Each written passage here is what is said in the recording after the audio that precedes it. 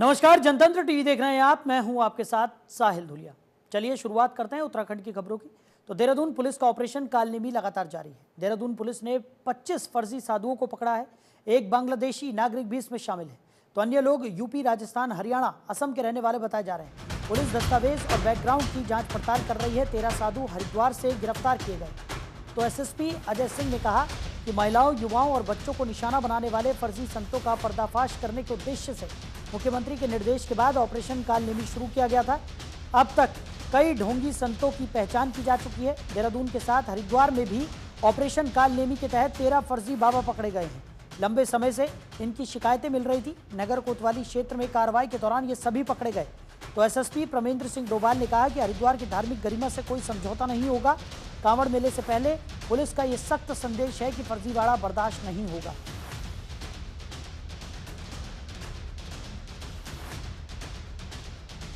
Dehradun police ने 25 फर्जी साधुओं को पकड़ा है। तो इसमें एक बांग्लादेशी नागरिक भी शामिल बताया जा रहा है।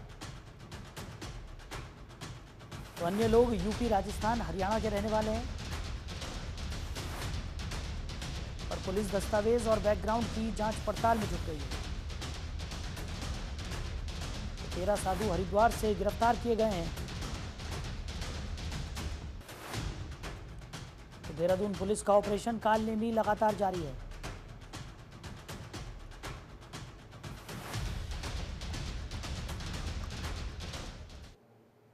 माननीय मुख्यमंत्री जी के निर्देश पर ऑपरेशन कालनेमी प्रारंभ किया गया, जिसमें निर्देश विस्तृत प्राप्त हो गए, जिसका मुख्य उद्देश्य है कि जो देवभूमि में जिस तरह से पाखंडी ढोंगी बन के या छदम भेष में जो हमारे बाबा बन के लोग घूम रहे हैं और खासकर महिलाओं और युवाओं को टारगेट कर रहे हैं, बच्चियों को टारगेट कर रहे हैं और कहीं ना कहीं उनके जो पारिवारिक समस्याएं होती हैं उसको देखते हुए वो जबकि बिना किसी ज्ञान के और बाबा बन के उनको ठगने की जो बात शिकायतें प्राप्त हो रही थी, इसके तहत दून पुलिस द्वारा भी निर्देशों के क्रम में विभिन्न स्थानों पर ऐसी रेड की गई, ऐसे लोग को चेक किया गया। तो इसमें अभी तक 2 दर्जन लोग ऐसे लोग हिरासत में मिले हैं जो बाबाओं के भेष में यहाँ घूम रहे थे, जिनके पास कोई ऐसा ज्ञान नहीं था और साथ ही साथ वो ऐसे महिलाओं को टारगेट करते हैं, बच्चों को टारगेट करते हैं जो पारिवारिक रूप से परेशान है। इनसे अलग अलग क्षेत्रों में पूछताछ की जा रही है और इसी में एक ब्रेक थ्रू अभी मिली हमारे एजेंसीज को, जो थाना सहसपुर क्षेत्र में एक बांग्लादेशी जो छदम भेष में यहाँ बाबा बन के घूम रहा था और उसके शक के आधार पर जो उसकी एक्टिविटीज थी उसके आधार पर पूरी एजेंसीज ने मिलकर से पूछताछ करी है।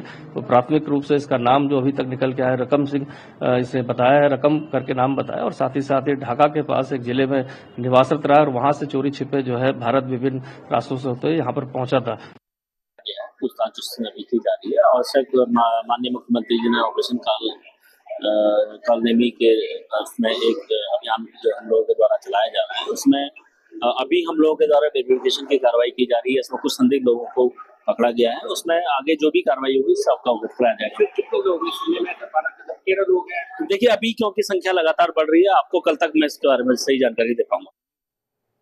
तो खबर पर ज्यादा जानकारी के साथ हमारे सहयोगी मनोज कश्यप हमारे साथ जुड़ गए हैं। मनोज, क्या कुछ निकलकर सामने आ रहा है? ऑपरेशन काल में ही पुलिस की तरफ से लगातार चलाया जा रहा है और एक के बाद एक फर्जी साधुओं की गिरफ्तारी भी यहाँ पर देखने को मिल रही है।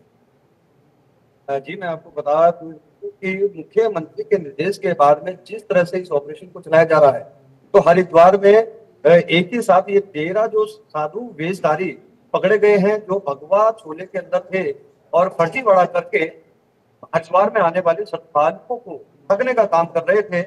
इनको गिरफ्तार कर लिया गया है और इनकी गिरफ्तारी के बाद से चप्पे चप्पे पर नजर रखी जा रही है, क्योंकि पूरे कांवड़ मेला क्षेत्र में सीसीटीवी कैमरों के माध्यम से निगरानी रखी जा रही है। जहां पर भी कोई ऐसी गतिविधि पाई जाती है तो तत्काल उस क्षेत्र में जो पुलिसकर्मी ड्यूटी पर तैनात हैं उनको सूचना देकर के ऐसे लोगों की जांच पड़ताल करवाई जा रही है और इसको लेकर के एसएसपी हरिद्वार के माध्यम से भी बिल्कुल निर्देशित किया गया है कि किसी भी सूरत में कहीं पर भी कोई इस तरह की कार्यवाही अगर दिखती है तो उस पर तुरंत कार्यवाही करने के सख्त दिशा निर्देश एसएसपी हरिद्वार के माध्यम से दिए गए हैं। वही जिलाधिकारी ने भी स्पष्ट किया है कि किसी भी तरह की कोई कोताही किसी भी रूप में बर्दाश्त नहीं की जाएगी।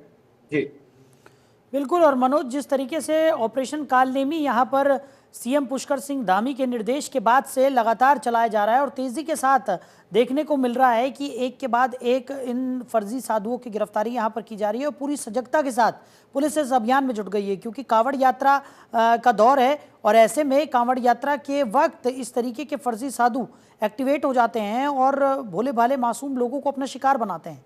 अब ऑपरेशन कालनेमी के तहत इन पर लगाम भी लगेगी और साथ ही साथ जो देवभूमि की एक गरिमा है वो भी यहाँ पर बची रहेगी।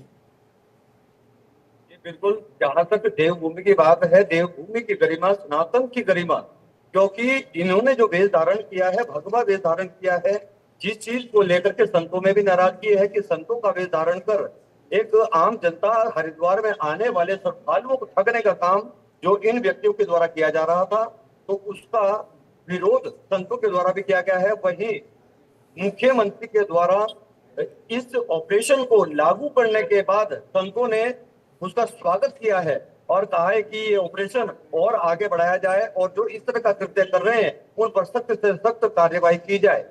जी बिल्कुल। और चलिए मनोज, हमारे साथ जुड़ने के लिए और इन तमाम जानकारियों के लिए आपका बहुत शुक्रिया। आगे बढ़ते हैं। उत्तराखंड विधानसभा के मानसून सत्र की तिथि तय हो गई है। 19 से 22 अगस्त तक गैरसैंण में ये सत्र आयोजित होगा। सीएम पुष्कर सिंह धामी के निर्देश पर यह तारीख तय की गई है। तो मंत्रिमंडल में सीएम को बजट सत्र के लिए अधिकृत किया गया था और सीएम के निर्देश के बाद सत्र करने का निर्णय हुआ। ग्रीष्मकालीन राजधानी गैरसैंण में 19 से 22 अगस्त तक विधानसभा का मानसून सत्र होगा। मुख्यमंत्री पुष्कर सिंह धामी की अनुमति के बाद विधायी एवं संसदीय कार्य विभाग के प्रमुख सचिव धनंजय चतुर्वेदी ने इस संबंध में आदेश जारी किए हैं। तो कैबिनेट ने मानसून सत्र की तारीख और स्थान तय करने के लिए मुख्यमंत्री को अधिकृत किया था। भरारीसैंण विधानसभा में 19 अगस्त से सत्र कराने के लिए मुख्यमंत्री की सहमति के बाद शासन ने आदेश जारी कर दिए। मानसून सत्र के लिए विधानसभा सचिवालय को विधायकों से अब तक 450 प्रश्न प्राप्त हो चुके हैं। उधर विधानसभा ने भी सत्र का सुचारू रूप से संचालित करने के लिए तैयारियां तेज कर दी।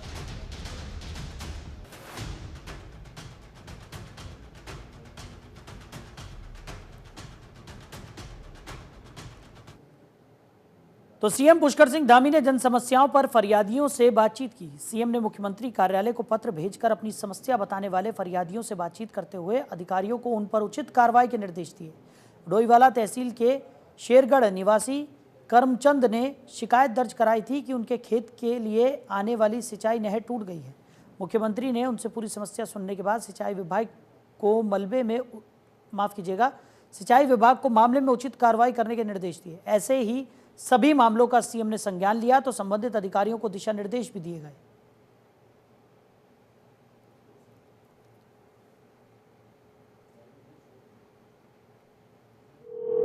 हाँ शुक्ला जी, आपने मुझे एक पत्र लिखा है ना, ये क्या नाम बिल्डर्स द्वारा बिना नक्शा जो धोखाधड़ी विक्रय में कर रहे हैं, कहाँ ये? मैं इसको पत्र आपका मिल गया है मुझे, आपने मुझे पत्र भेजा है तो हम इसको जो है कार्रवाई के लिए भेज रहे हैं, ठीक है ना?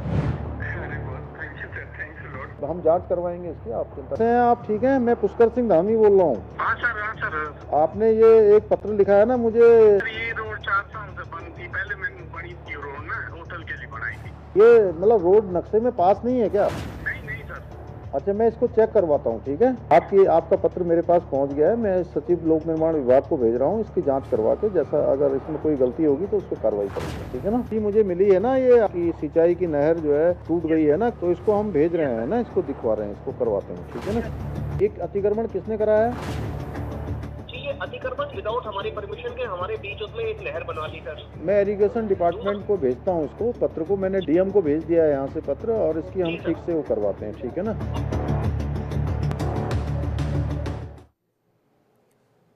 उधर सीएम पुष्कर सिंह धामी ने कुशीनगर जिले में भगवान सूर्य की प्रतिमा का जलाभिषेक हेतु कलश यात्रा को मुख्यमंत्री आवास देहरादून से हरी झंडी दिखाकर रवाना किया।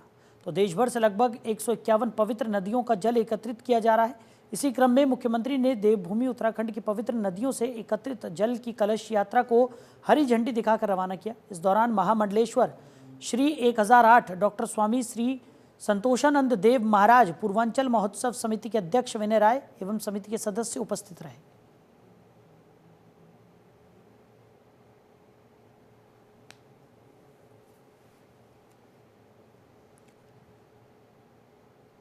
तो हरिद्वार में कांवड़ यात्रा को सफलतापूर्वक संपन्न कराने के लिए वैरागी कैंप में बनाई गई अस्थायी पार्किंग स्थल का जिलाधिकारी मयूर दीक्षित ने स्थलीय निरीक्षण किया।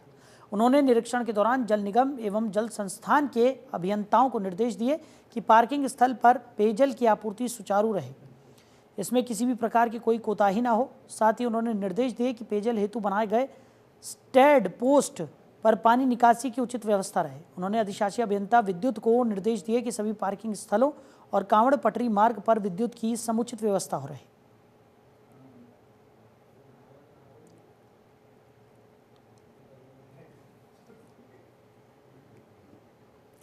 तो सावन का महीना शुरू होते ही ऋषिकेश, मुनि की रेती, लक्ष्मण झूला और नीलकंठ में कांवड़ियों की भीड़ उमड़ पड़ी है।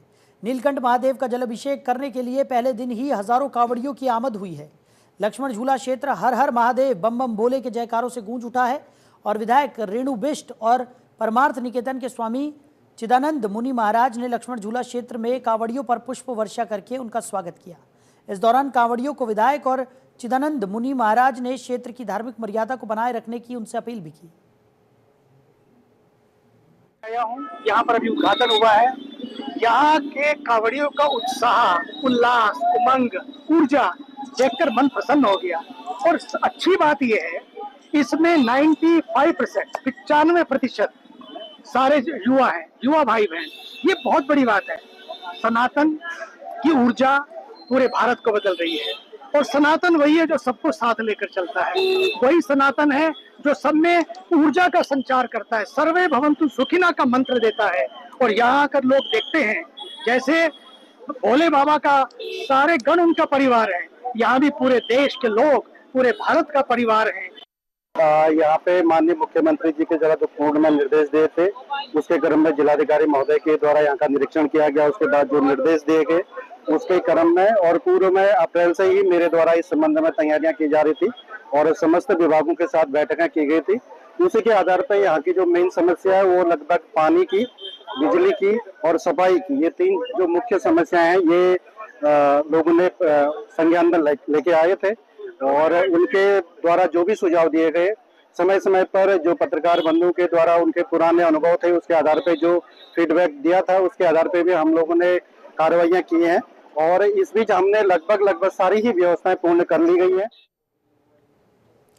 उधर कुमाऊं आयुक्त दीपक रावत ने हल्द्वानी स्थित अपने कैंप कार्यालय में एक बैठक के दौरान कुमाऊं मंडल में उपलब्ध ब्रिटिश कालीन मानचित्रों और अन्य ऐतिहासिक दस्तावेजों को संरक्षित करने के निर्देश दिए हैं।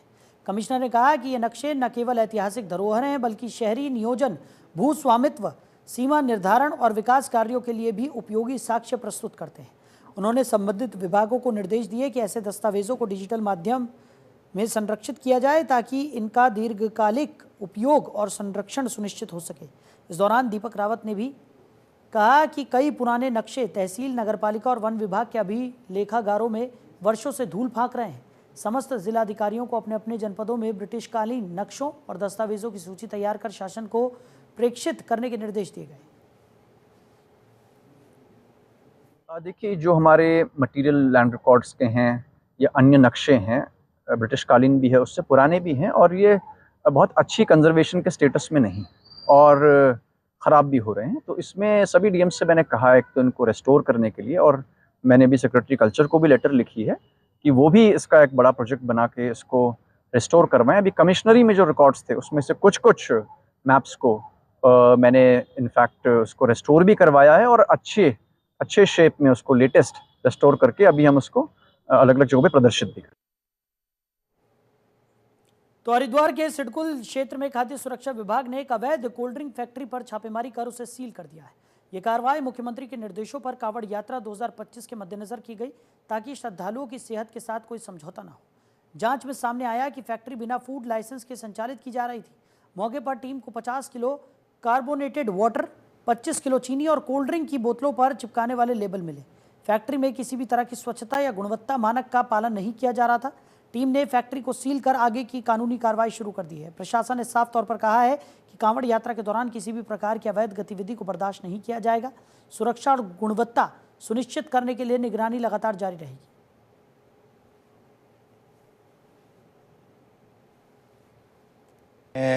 शाम के समय सूचना मिली कि कुछ अवैध रूप से कहीं कुछ कोल्ड ड्रिंक निर्माण का काम चल रहा है। तो सूचना के आधार पर हम लोग पुलिस को साथ में लेकर हम लोगों ने जब वहाँ फैक्ट्री में पहुँचे तो वहाँ उस मौके पर क्योंकि शाम हो गई थी तो उस समय काम नहीं चल रहा था, चौकीदार था, तो उसको देखते हुए हमने निरीक्षण किया। निरीक्षण में ये देखा कि वो पूरी एक कोल्ड ड्रिंक बनाने की फैक्ट्री है, जहाँ पर मौके पे कोल्ड ड्रिंक की जो बॉटलिंग प्लांट, फिलिंग प्लांट भी वहाँ मिला और उसके जो रैपर थे उसमें लगे हुए थे, जिससे मतलब कि चलती हुई फैक्ट्री या जैसे कोई एक यूनिट बंद होती है उस हिसाब से चलता हुआ था। इसके अलावा 125 के आसपास चीनी के कट्टे जो हाल ही में जिनकी मार्च में जिसकी मैन्युफैक्चरिंग है, इसका मतलब हाल ही में ख़रीदे गए हैं। और कुछ वहाँ जो घोल भी मिला, लिक्विड जैसे बना के रखा गया हो, तो इस तरह की चीज़ें मिली। पूरी फैक्ट्री थी। हमने जब दस्तावेज़ों की जांच की तो देखा उसका लाइसेंस है नहीं। एक लाइसेंस जारी किया गया था 2024 में, वो एक्सपायर हो गया था। मालिक का पता करने की कोशिश की, मौके पर आए नहीं, तो हमने उनको मौके पर ही कार्रवाई की पुलिस के साथ।